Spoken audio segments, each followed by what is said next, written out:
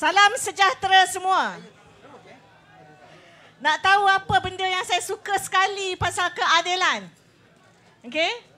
The thing that I love the most is they always start with Assalamualaikum, selamat sejahtera, Tachahau dan Vanakkam. Hello everyone. I am here today.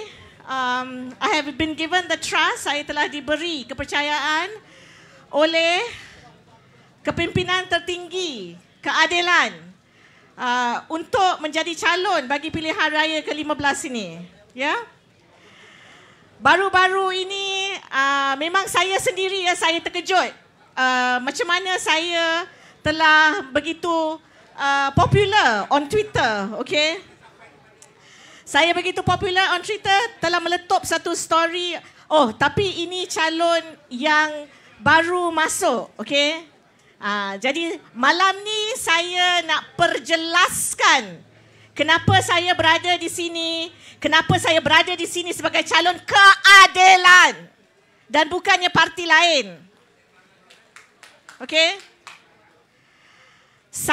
Soalan yang ditanya-tanya adalah, adakah seorang yang berkerusi roda berkemampuan ke parlimen? Adakah seorang yang berkerusi roda berkebolehan untuk menjaga constituents?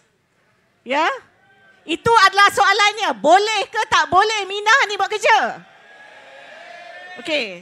Saya nak cerita apa yang saya telah buat selama 15 tahun ya. 15 tahun. Saya tak sedar pun dah 15 tahun saya bekerja kat Universiti Melaya.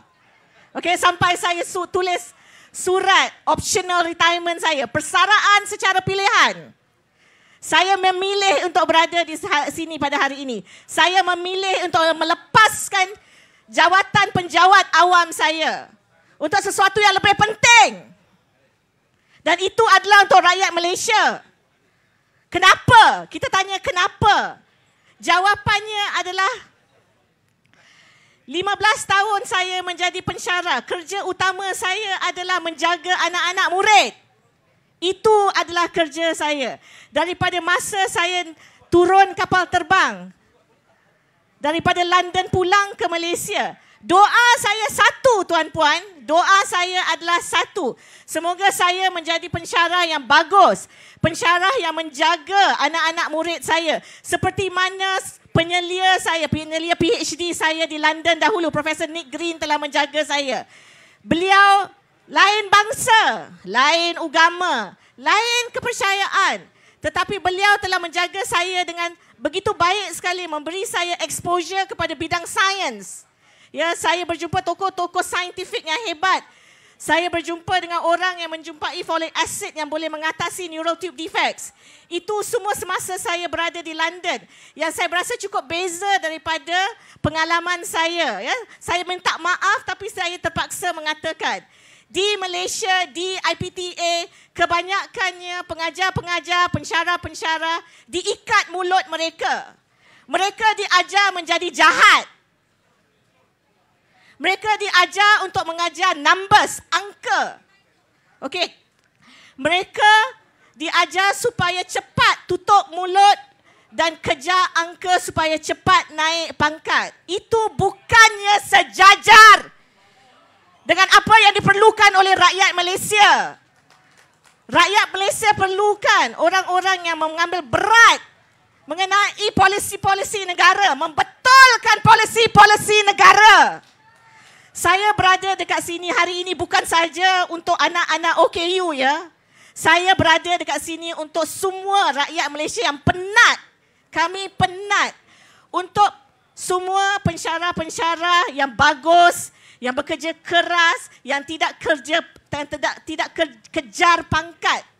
Okey, yang jaga anak-anak murid. Mereka penat sebab mereka tidak bodek. Doktor-doktor yang menjaga pesakit-pesakit juga tidak mengejar pangkat. Tidak kira siang malam. Ada yang saya hantar ke hospital-hospital private, ya, private hospital, tapi charge RM40. Mana nak cari? Saya carikan sebab saya tahu siapa yang baik hati dan siapa yang kurang baik hati. Sebab saya sudah jauh perjalanan. Perjalanan saya bermula sebagai seorang pesakit. Saya tahu sakitnya apabila kita diperlekehkan. Apabila kita ada keadaan perubatan yang diperlekehkan. Saya nak betulkan semuanya. Hantarlah saya kat mana-mana. Saya nak buat kerja. Okey? Sebab selama yang saya tahu, saya kenal diri saya. Saya turun daripada kapal terbang tu, saya tak kira pangkat, saya tak kira jawatan. Saya minta satu benda je daripada ketua jabatan yang ketiga ya, yang terima saya. Pertama reject, second reject, dan third baru saya jumpa ya. Nama dia Profesor Rohela Mahmud. Saya bukannya seorang parasitologist, tapi master saya dalam bidang molecular entomology, dalam bidang nyamuk, DNA nyamuk. Tapi saya telah diberi peluang untuk buat PhD saya pada penyakit saya, iaitu Spina bifida di London. Dan saya sangat-sangat terharu kepada mereka yang telah membantu saya menjalani perjalanan yang begitu panjang, perjalanan yang begitu susah. Sebab saya juga senantiasa di-reject. Daripada tadika saya kena reject. Tapi bila saya masuk Universiti Melaya, saya minta Prof. Rohela satu benda saja. Saya kata saya mahukan makmal. Saya nak buat penyelidikan. Saya tak kejar ya, saya tak kejar saya punya badan-badan funding saya yang kata, oh awak kena hasilkan 10 paper, 20 paper. Tidak. Sebab saya kejar quality. Ya, dan saya bangga pada hari ini apa yang saya tinggalkan di Universiti Melaya, apa yang saya tinggalkan kepada rakyat Malaysia. Sebab anak-anak Spina bifida seperti saya yang dahulunya tidak dapat berjalan, kini berjalan. Dan mereka bebas daripada tiub-tiub kencing. Ya, kalau 10 tahun daripada sekarang, anak-anak ini sihat walafiat. Ini menjadikan Malaysia sebagai negara utama untuk mencanangkan, untuk memartabatkan, untuk menjadikan sainsnya sebagai tunjak utama. Ini adalah sesuatu yang kita dapat buat sebagai rakyat Malaysia. Ini bukannya satu awang-awangan ya tuan-puan. Okey? Ini adalah satu kebenaran. Malaysia mempunyai penyelidik-penyelidik yang terbaik. Malaysia mempunyai orang bijak pandai yang terbaik. Tetapi apakah yang kita buat dengan mereka? Itu persoalan yang perlu dijawab. Ianya memerlukan kerajaan yang bertanggungjawab. Menjalankan tugas dengan betul. Berprinsip. Satu lagi benda tuan-puan ya. Sebelum saya akhiri saya punya ucapan pada malam ini. Ini saya nak ingatkanlah ya kepada semua ya. Okey. Kamu semua mungkin ada ramai ada pengkritik ya, mereka tanya ya, diorang mereka bercakap ni nak apa ni, nak terjun daripada mana ni, Minah ni kan, tiba-tiba je dia masuk ke keadilan macam tu ya.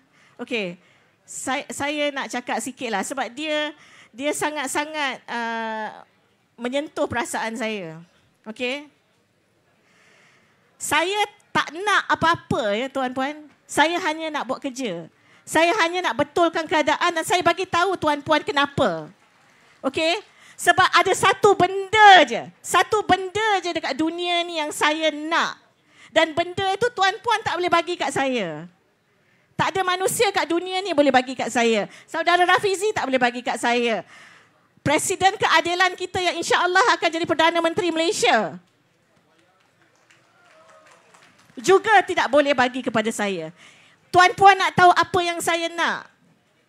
Yang kamu semua tak boleh bagi saya. Dan sebab kenapa saya berada dekat sini hari ini. Saya hanya nak satu benda je.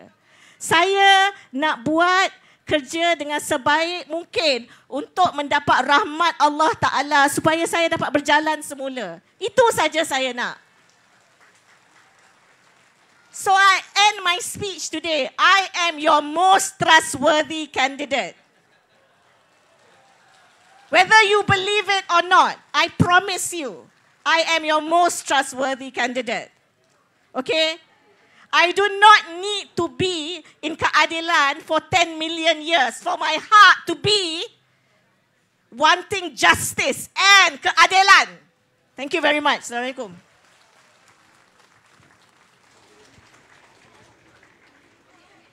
Baik, terima kasih banyak. Berikan tepukan gemuruh kepada Dr. Nuraisyah.